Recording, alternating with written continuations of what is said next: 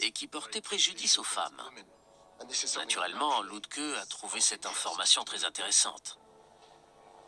La police a alors demandé à l'interroger s'il pouvait leur donner le nom de cette personne. Et il a répondu « Je n'en suis pas très sûr, mais je peux le chercher dans le registre de service ». Le nom de ce collègue, c'est Paul Ogorzov. Il vit dans une rue là, à Karlshorst. La police a vérifié l'adresse et s'est rendu compte que sa maison était juste à côté des voies du S-Bahn, très proche de la station de Rummelsburg et des lotissements jardins.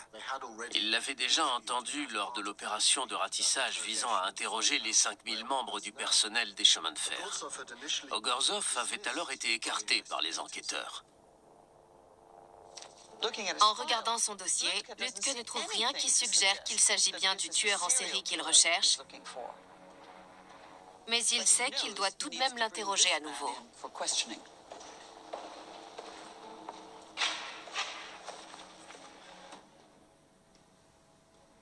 Ogorzov était signaleur adjoint sur le S-Bahn depuis 1938.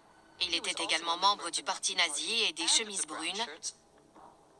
Et quand Goebbels cherchait des hommes pour protéger les femmes dans les trains, il s'était même porté volontaire. L'excuse d'Ogorzov pour quitter son travail à des heures indues, ce dont on l'accusait, c'était qu'il entretenait une liaison avec une femme vivant dans le lotissement jardin. Ils ont saisi son uniforme chez lui, à Karlshorst, pour l'examiner, car la médecine légale était déjà très performante à cette époque. Même si les scientifiques nazis étaient concentrés sur le perfectionnement des fusées et des armes chimiques afin de commettre des massacres, ils ont également participé au développement de la médecine légale afin d'aider la police dans son travail. Ils disposaient de techniques modernes d'examen des tissus, comme le test au luminol, qui a révélé la présence de sang sur l'uniforme d'Ogorzov. Mis au point par un Allemand très célèbre, le test au luminol est un test chimique pour les tissus, permettant de révéler la présence de taches de sang invisibles à l'œil nu. S'il y en a, celles-ci se mettent alors à briller d'un bleu clair dans l'obscurité.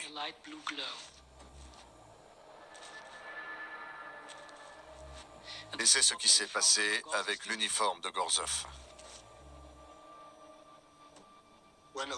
Lorsqu'on a interrogé Ogorzov à ce sujet, il a expliqué qu'il avait eu des rapports sexuels avec sa femme alors qu'elle avait ses règles. Mais sa version